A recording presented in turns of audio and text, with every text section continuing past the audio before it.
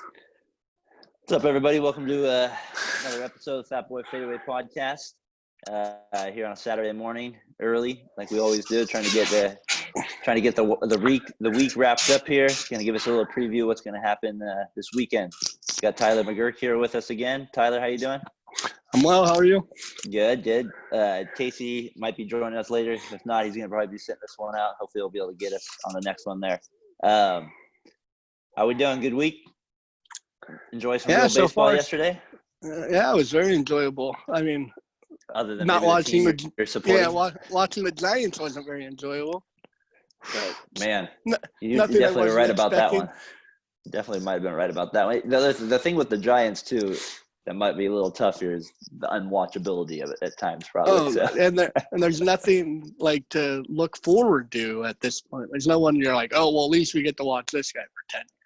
Yeah. That's the problem. Is like you got no rookie. Well, they would, but they decided not to bring up. Bart, if they ever bring up Bart, then at least they'll have that. But yeah, no, for sure. Well, I had a pretty good weekend. I got to go golfing yesterday with Daren for the first time with my son, so that was fun to do that. He's starting to really get into golf a little bit, so it's kind of been fun to be able to kind of do that with him a little bit. And you kind of know how golf is that one sport even as you get older, you can kind of play it. So hopefully they'll be able to want to do that with me. Nothing like some father and son bonding. Yes, that was actually fun too. Derek would probably say, well, Dad was a little hard on me the first 3 holes. So he probably would not consider it bonding the first Take a chill pill, Dad. Take a chill pill. Line your feet up. No,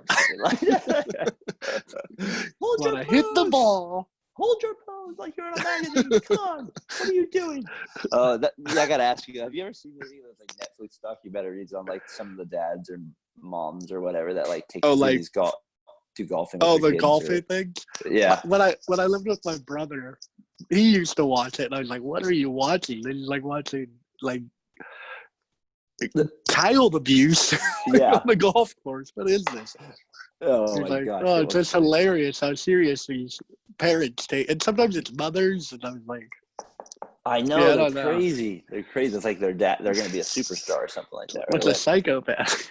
Oh, man, it's a little freaky. Yeah, so hopefully I'm like Derek in my head. I'm like, if I ever get like that, just hit me over the head with a club or something. For real. So I guess the main thing we wanted to get into today was obviously baseball. Baseball being back is a big deal. I don't know, even I don't know how to explain it. The COVID thing for 4 months, it's it just kind of is what it kind of had. It kept happening month by month, week by week, and you just started to realize, all right, we're not going to have sports for a while. And at some point, I thought maybe we wouldn't even have it all year. So, the fact that we have some in July, even with the weirdness of no fans and I don't know, the game being a little bit different, it's still just good to at least be able to have something on that's I don't know, for me, that's competitive, meaningful, and they're trying to actually win the game. So, it's good to have a little baseball back. And anything stand out to you that you watched in the first game or two? Giants, not just for the Giants, it could be anybody. The thing that stood out to me was that they're all playing in their home stadiums and they're going to be traveling. And I wonder what the sustainability of where the NBA's doing the bubble. It is weird that they're the only one not doing that, huh? I feel like their bubble could burst real quick and this could all end real quick as well due to – Yeah. Now, because what happens if one team catches, that team gets canceled and you keep playing and. Well, like our guy, I was telling you before we got on here, Juan Soto, right? He right before the Thursday game, he tested positive for coronavirus. I was happy about it because I believe Dark Horse has him in our fantasy league, so I was a little excited that he has him. I definitely was happy about that. But I guess the main thing is with him is that you're right. It can kind of these are people's lives at hand. Daren. Yeah, it shows how sensitive the bubble could burst because he got it, and now he's got to have 2 positive tests before he can come back even into the bubble or into that into their little scenario thing. He tested negative the first time. I don't know when they do the next test, but he was with the team the day before. So you're right. That there's a scenario where something like that happens. So. Yeah, I think baseball's teetering a little bit more. And the traveling, and that's all. That's what stood out to me. I didn't realize they were all playing in their own home stadiums. I think that's part of the even when we were talking about the A's have, you can buy poster or whatever, and you can get a foul ball. Like I didn't. Yeah. I thought it would be like at like one complex stadium or something. Yeah, no, I think with baseball, it'd probably just too complicated, too many people involved to have like a big bubble like that. And then I think that's part of the reason they're just doing just division and interleague, right? Just staying West Coast Central or trying to at least keep it in that like frame. Yeah, that makes sense. So you're right. That part's a little weird. But you're still going all the way to Texas, like. Yeah, so you're in the you're West, right. Yeah, exactly. There's definitely going to be it's definitely going to be interesting to see how long this can actually sustain without anybody getting a positive test and it affecting a team.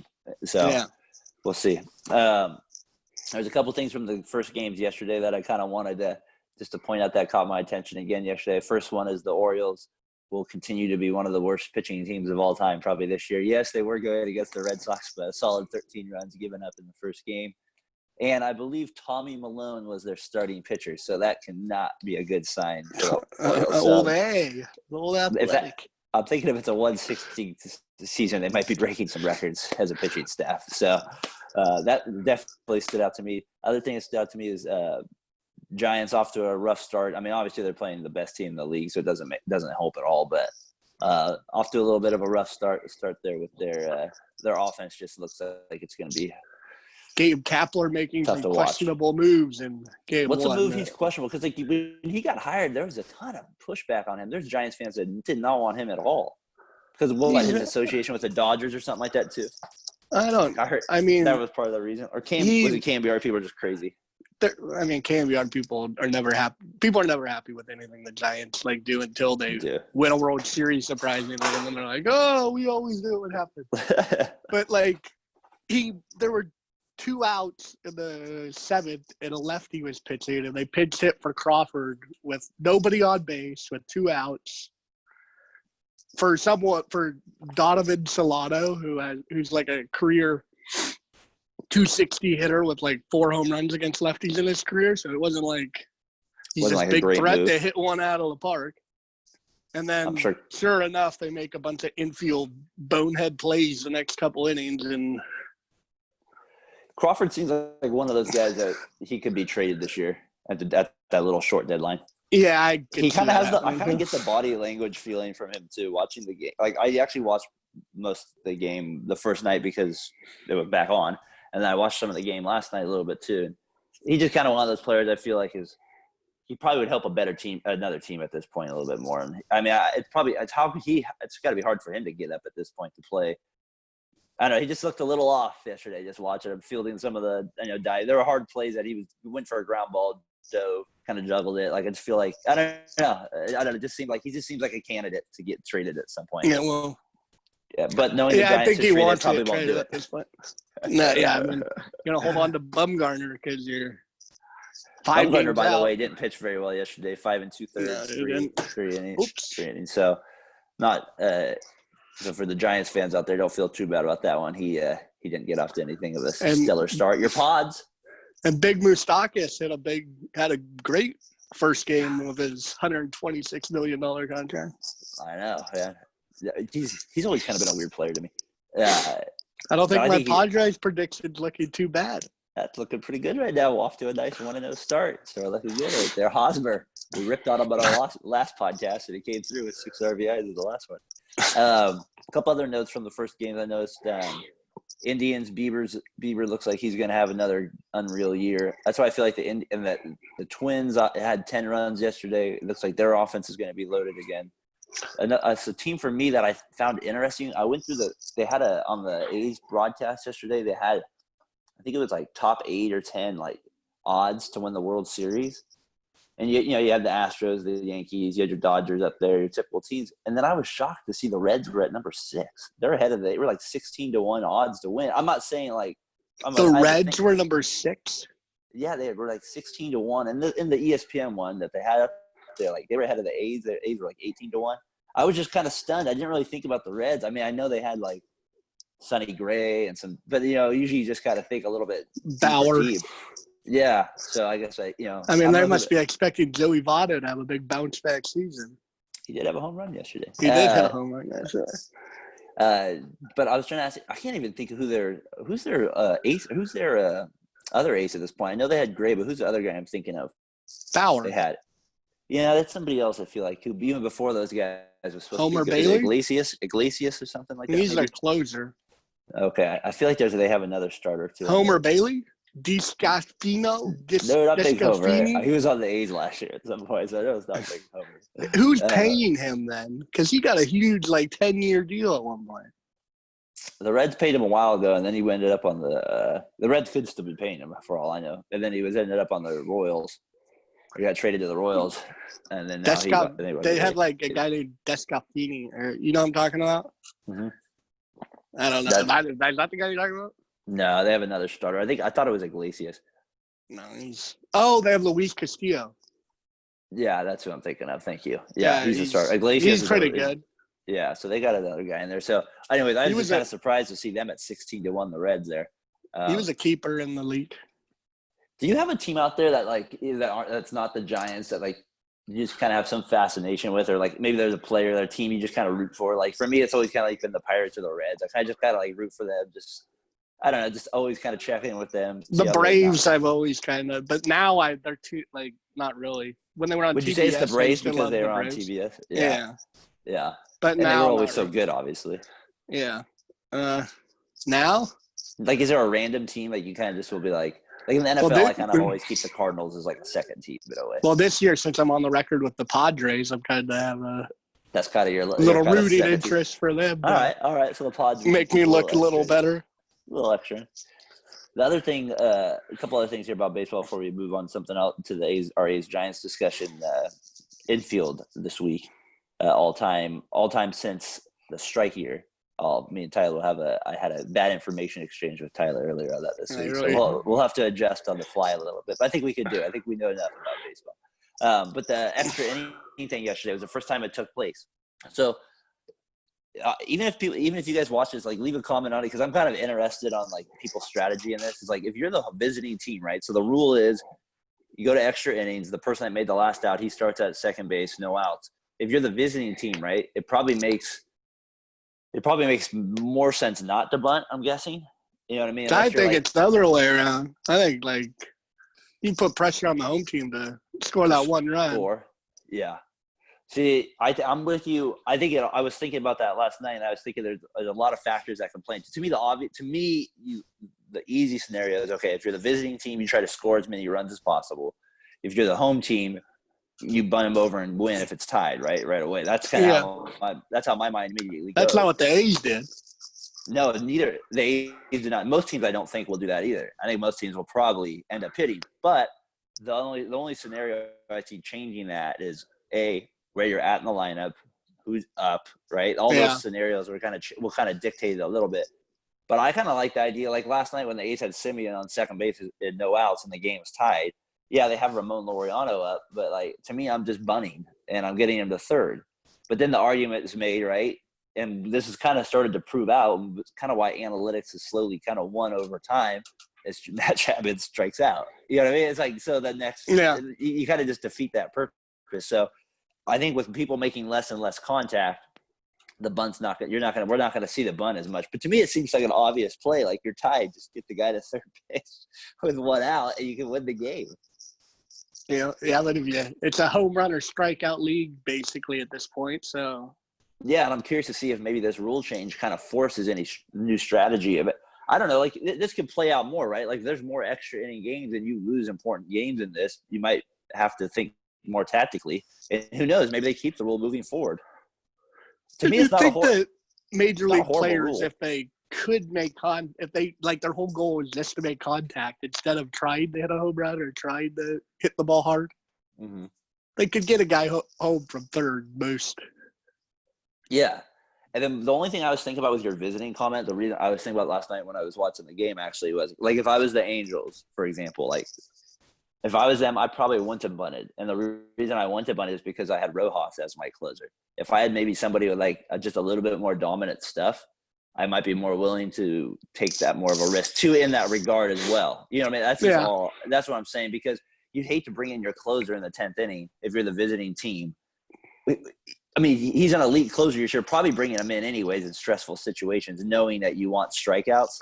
So who cares with him? I kind of see that point with you more like if you're the Brewers, right? You might be bunting him over because you're like, well, this guy, gets almost 3 strikeouts an inning, so we can risk, just throwing it. So that's where I'm with you on that one because you're right. It does put pressure then on the home team. And don't you think the home team manager then gets a lot of pressure? Like, why wouldn't because then now they they're should like, be bunting. do I need to bunt him over, or am I going to throw the win, or what am I like? Yeah, exactly. Yeah, I don't know. So this is good. That's going to be kind of the fun thing. And the other thing about that extra inning thing, that's it's going to play out at some point. And that's when it's going to get super intense. And that's when it's either that rule will stick and people are going to love it, or it just is going to like backfire and they'll get rid of it immediately. Is in the playoffs. Oh yeah, that's when you know what I mean. Like that's how that people are going to hate it in the playoffs. Unless your team wins. Yeah, but it's not going to go over well in the playoffs when people are like, you artificially put a guy on second base and he's not real baseball. You can already see it. Like maybe you guys could get for the regular a top prospect for Billy Hamilton now. Yeah. who needs a second base? A guy to start on second base. So, anyways, I thought those things were kind of interesting about the baseball season. The other thing I wanted to get into you with before that was the 16-team playoff. They extended it to 16 teams, so now it's the top 2 teams in each division make it, and then it's the next 2 teams with the best records. And they're all best of 5 series, I believe. Yes. So that's nice. I mean, I'm not going to complain about anything this year just because whatever. Like we even said it. Like me and you are kind of already putting an asterisk by the whole thing anyway. So like to me, it's just about like entertainment at this point and being able to kind of watch something. So it is what it is. But it'll be interesting to see what Major League Baseball takes from this and actually keeps. Because if you're Rob Manfred, like we've said this, the baseball union is they're a little stingy. So, like, this has kind of forced them to even be flexible at times, and maybe they'd be willing to make some adjustments. I love the reliever has to face 3 batters or get to the end of an inning. Oh, yes. It is so nice. Did you see that play out at all? I've recognized that there are guys going to the mound 4 times every game between the 7th, 6th, and 8th inning. Like, hey, wouldn't this be a great COVID? If there's one positive baseball could get out of COVID, it'd be that. No meetings allowed at the mound anymore. No meetings allowed. I was a little worried about the A's when they hit that grand slam. I was like, uh-oh, they're too close. They're too close. But that's the thing, too, about the thing, too. Like, I was telling Hannah, like, and that's a whole, like, a whole mass thing, too. Like, it's like, if they're bubbly together, why do the coaches have to work? You know, like, I don't know. The whole thing, I'm just trying to understand. That was my point about Dwight Howard. He's already in the bubble. Why does it matter if he's wearing a mask in the bubble if he's already tested and he's fine? I don't get it. It's got to be just perception, right?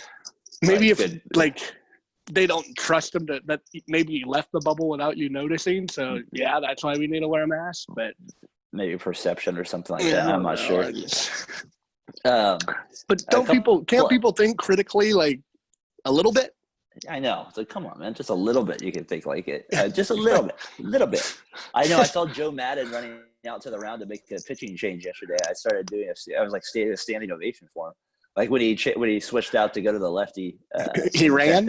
He like sprinted up. He didn't take a slow stroll to let him warm up a little bit.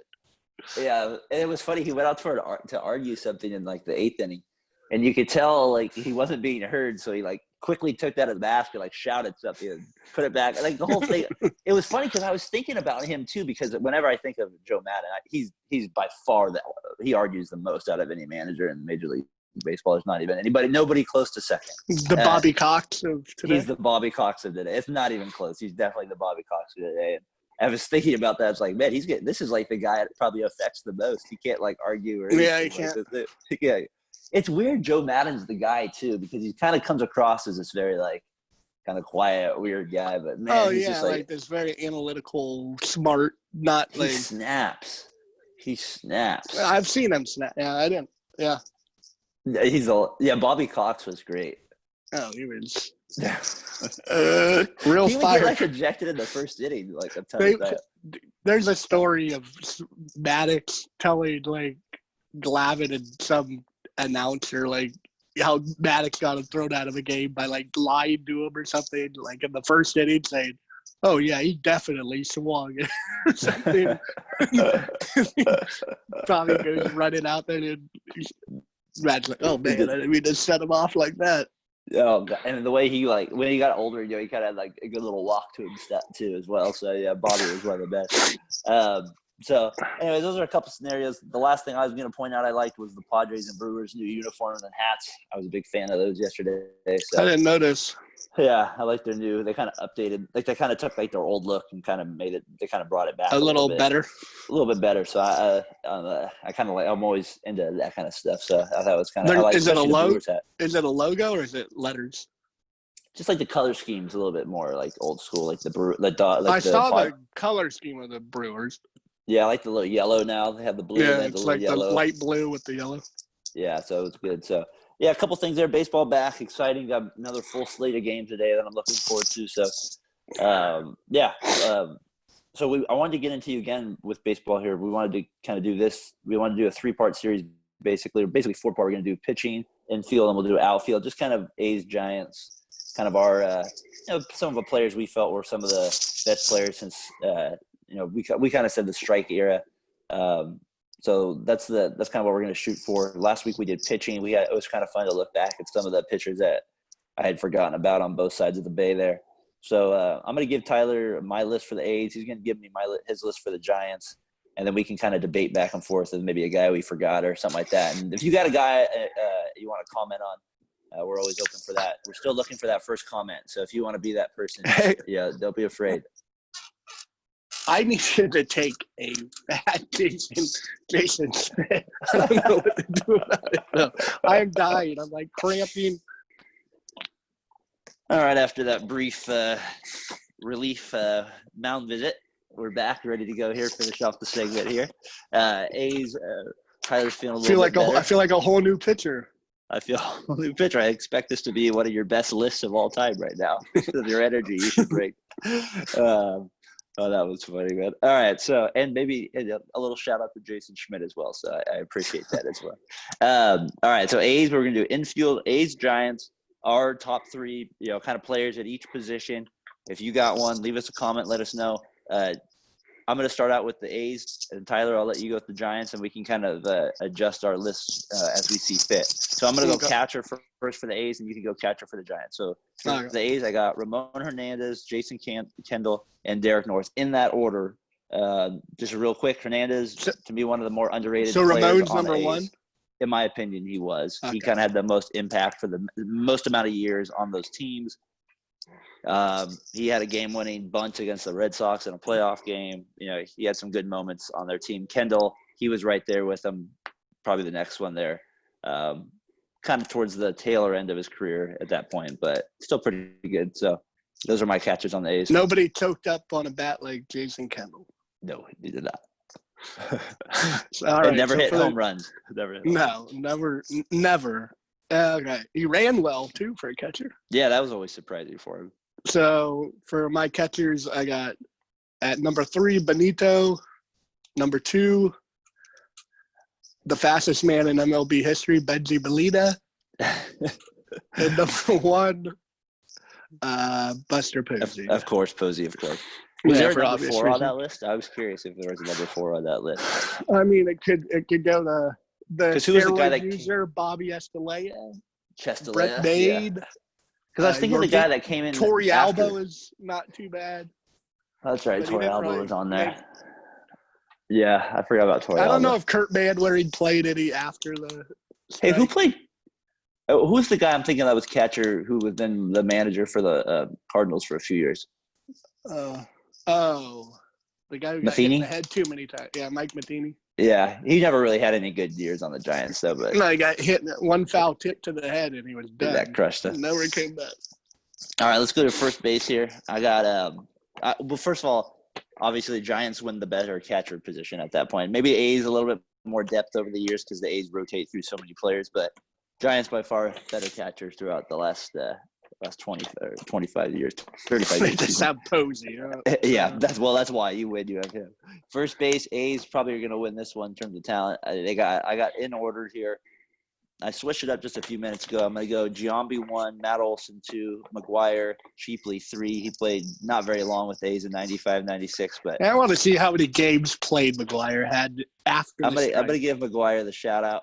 On the next on the list, if I had to go with it, would probably be good old Matt Stairs. But he only played probably 100 games at first base as well. So he gets a little thin there. So that's what we're going to go with. All right. And then so Tyler, let me see your here. What about a great first baseman in their career? Probably didn't play one game at first base for the A's. Big Frank the Tank Thomas. He only DH. Yes, he would have been a good choice. And I was thinking the only other one I was thinking possibly over McGuire would be Brandon Moss. Would be the only other that one. I forgot about. Let me hear your Giants. Yeah. I got Belt. I don't know if Will Clark played much after the strike. I don't know who he did. They're really thin at first base. They had JT Snow and probably Aubrey Huff, right? I don't want that racist bastard on my team. He did win you a World Series in 2010. Yeah, what was he fighting for? He pulled out a stupid red dog. Yes, that's what he was saying. That's right. He was one of those guys who thought he was funny and wasn't. I would probably put Snow as the top guy there. I'll take the championships and go with Belt. Yeah, but yeah, they're all no bat, all glove. Both of those guys. I mean, a little bat, but not much. All right, second base for the A's. I got Ellis, Jed Lowry, Ray Durham. For the Giants, who do you got? I got Kent, Ray Durham, who could also make the A's list. Yeah, he made my third. Did he? Yeah. Durham and you take your pick between Freddie, Scudero, and Panic, whoever you prefer. They all did about the same thing, had a good half of baseball and won us a World Series. It's funny. I kind of feel like Scudero is the best player out of the three of those guys. So I'd probably go Scudero. See, I think Freddie had the best career. He probably the best. He might have had the best career, but Scudero's career is kind of underrated too, because he had some good years on the A's. Freddie has a batting title, and no, that's true. He has the accolades. I think most hits in a season. Yeah, he does have the accolades with his couple of years there on the Pirates for sure, or more than a few years. All right, shortstop. I'm going to go Tejada, Simeon, Bobby Crosby, Cliff Pennington was left off the list over there. So Giants, who you got? Between number 3 was only for personal reasons was Royce Clayton, first guy I watched and made me want to play shortstop. War number 10. It probably should be Omar Vizquel. Number 2, I took Brandon Crawford, and then number 1, I didn't know this, but was Rich Aurelia. And from 99 to 2001, he had the most home runs and RBIs every season for an NL shortstop those 3 years. Yeah, he had like 30 home runs every year, I think there, right? I don't know. I feel like he had 30 plus every year, it seemed like. Him and Bonds have the most home runs ever combined. Yeah, Richard really is definitely underrated for sure. All right, third base. This is probably one of the A's better positions. Chavez, Chapman, Donaldson. That's my list there. Those ones are, there's a few other guys that could have maybe snuck on there, but that's mine. Matt Williams, Pablo Sandoval, and good old Bill Mueller.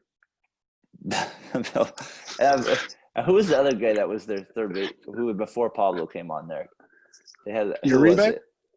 No, I wasn't thinking. David Bell, right? Yeah, but he only played for like a year. He was great. But there was a guy before. There was a guy between him and Pablo. Pedro Feliz? Yes. But that was him before, right? No, he was like right after that, right in that era. He was in that between them. That long swing, Pedro. Swing. Yeah. All right. Well, that was fun doing that. Next week we'll do left field, center field, right field. Finish off our baseball A's Giants list. If you got any comments, let us know on it. We're just going to bring up a few other sports here, little comments here, and then we'll get out of here on Saturday. Just a couple quick little notes on the NBA for you guys, keep you updated. Zion Williamson's back in the bubble. The NBA, I'm sure, is doing backflips and are very excited. He is back in the bubble. They're trying everything they can. Your theory is to get him in the playoffs, so they probably will do everything they can to make that happen if possible. I think the NBA is openly admitting that at this point, almost. Probably so. So he's back in it. They're still having players, leave the bubble for injuries, some for personal reasons. You had Sabonis leave it this week. Probably won't be back. Well, he's this year. Hurt. Exactly, for injury reasons. And then you had Lou Williams and Austin Rivers both leave the bubble the last couple of days. So they'll probably both start without doesn't really matter for the Clippers. They probably just want Lou back anyways for the playoffs. So yeah.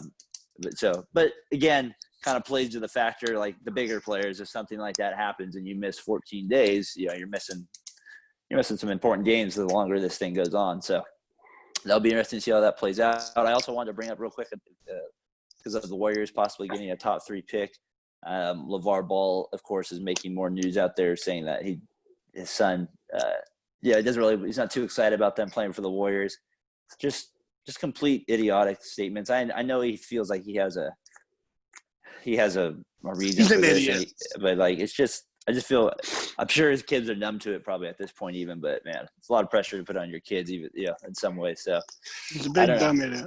I don't think the Warriors would take him, and I bet they wouldn't take him part of the reason because of the dad. That's kind of sad to think about for NBA reasons. Yeah, you don't think – I mean, maybe in Little League you go, I'd rather have this. Even college you might say something like that.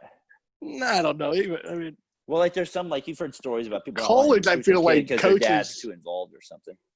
Yeah. I mean – But in NBA, you never hear it. That's my point. You never hear it in NBA. You very rarely hear. You hear it in high school all the time and that stuff, but yeah. And Little League. Little League, of course, right. Yeah, for sure. I don't want this kid. I have to deal with his dad. No, no, exactly. So, anyways, I hope the Warriors kind of pass on him just for that reason. I think they will just for that reason as well. So those are the NBA notes. NBA is getting ready to start up next week. We'll probably have some more topics on that going forward next week here. So one little NFL note, and I wanted to get into a little boxing, then we'll get out of here. NFL question. I was thinking maybe we could kind of do like a little team here once in a while, just kind of like there's still got a little ways before the season, but maybe just hit a few off-season questions for like each team kind of slowly moving forward here. And so we got a little feedback from a Bengals fan that we appreciated. So we kind of wanted to start out with them first. And they did have the first pick this year, and they did draft kind of one of the better college football stats guys you'll have probably in a while, Joe Burrow. God. And he looked actually really good too. He just kind of has a weird scenario of being a fifth. He reminds me of Romo a little bit. Starter. Yeah, see, everybody always rips on the guy that comes on late, but sometimes those guys can be even more deadly. You just got to make sure it's the right guy, but not everybody's a phenom at the beginning. And I think people forget about it. Like some people just are better as time moves on. They get smarter and their body's healthier, or they just got just get stronger.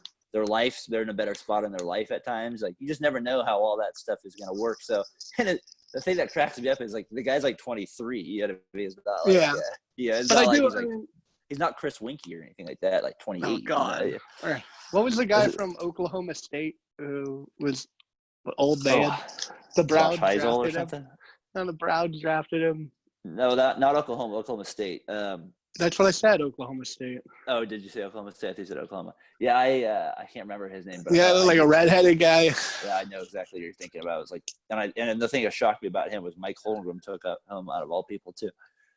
It was like Brandon Weeden. Was that what it was? Yeah, that's it. Yeah. It's not like that. See, but people. The thing that surprises me about Tyler, that's sick knowledge right there. That's watching too much Sports Center in your life. Right there. Yeah, exactly.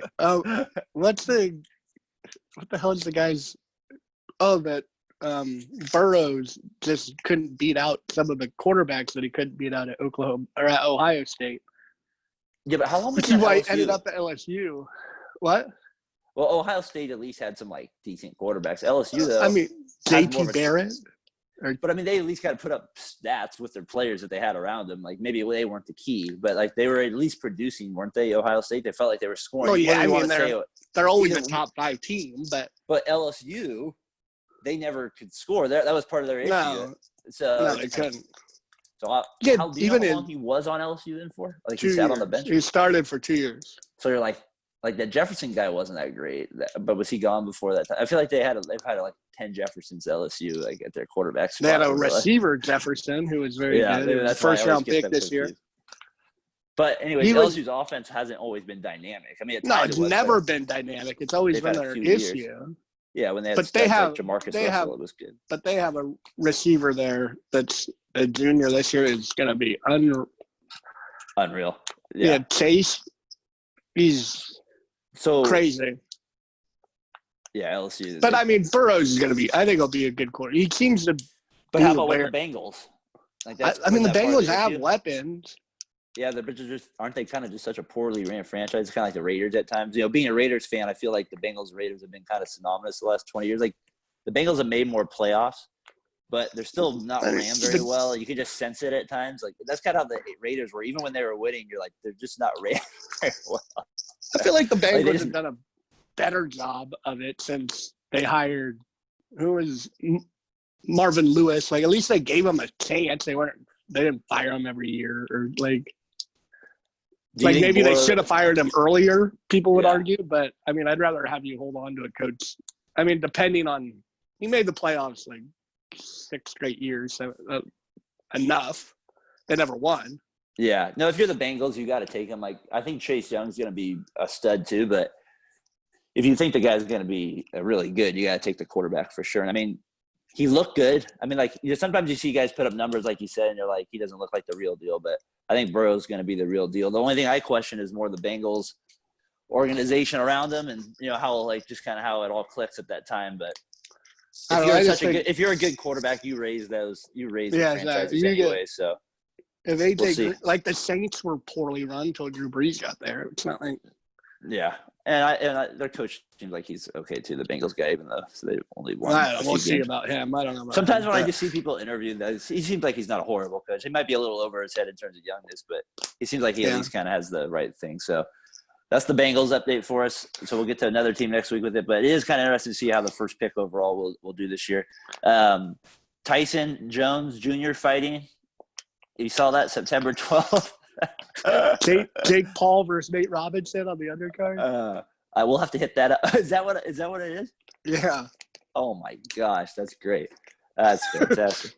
that's hilarious. Isn't it crazy? This will probably outsell any boxing event that doesn't have Canelo in it this year. Yeah, exactly. Yeah, because people with boxing, that's why I wish my brother was here. We'll have to talk with him next week with it. That's the thing with boxing. They're just so poorly ran. They have all their stuff is on the history. You know what I mean? Like you couldn't go out in public and say, who's Teofimo Lopez? And nobody would say, oh, I know who that is. Like that isn't a sports junkie. Yeah. There's you'd have to be a boxing fan to know who he is. Yeah. And even deep in boxing. In the boxing fan too. So tonight, games of the day I saw, we got Yankees Nationals. I'm looking forward to watching that game again today. Fight night, Whitaker versus Till. Is that free tonight? It's ESPN Plus if you have it, free. I have it. Awesome. So hopefully, was not heavyweight. I think it's no, it's 185. Yeah, so they'll probably be standing up. It should be a good fight. Yeah, I mean, Whitaker keeps saying, "I'm going to bring it to the ground. I'm going to bring it," but I think that's just him talking before. Yeah, like he normally usually stands up. Till always stands. He's like a bigger McGregor. Yeah, so it should be kind of an entertaining fight. Lefty with a lot of power in that left hand and those vicious elbows. Yeah, no, and he can talk too. He's very entertaining. I'm looking forward to it. Daren. It should be a good game, actually. I'm looking forward to tonight. So good fight. Hopefully, the one we bought a few weeks ago wasn't quite as entertaining. I'm kind of fascinated by some of the stuff by it, but I hear this one should be a little bit more. The most interesting thing that came out of that was Paige Van Zandt, Dana White feud that started to brew. I know, crazy. He gets in a feud with everybody. If you're not valuable to him, he doesn't care. He's like, this girl sucks now. I don't need to pretend that he's basically dead to me. That's why I just don't think as of this moment I would ever be a great businessman. I'm not as you have to be kind of ruthless. You really do. Like you have to know when to take advantage of it and when people are down and out and like you know what I mean. It is, and I'm not saying it's just not pretty. Roll them over. Roll over the next one. You just get numb to it probably over time. Yeah. So for sure. All right, man. That was fun doing it this morning. Yeah. Well, you got anything you want to add on? Let's go Padres. Let's go Padres. Paddock got the win, though. I'll take that. All right, man. That was fun doing that podcast. Big start for Labatt. All right. Yeah. All right, big man. Hopefully your fantasy team falls apart. Yeah, I hope I beat you. Later. Oh, I have one more thing to say. Hold on. All right, let's do it. Freaking Mike Trout. He's having a baby. Oh, right now? God. Is he out? No, it's due in like 2 days, and they don't know if he's going to leave or if he's staying. That's typical. So that the typical go big, go home. I look forward to talking to you with you that a little bit more tonight or tomorrow night with our baseball one. All right, man. Take it easy. Later.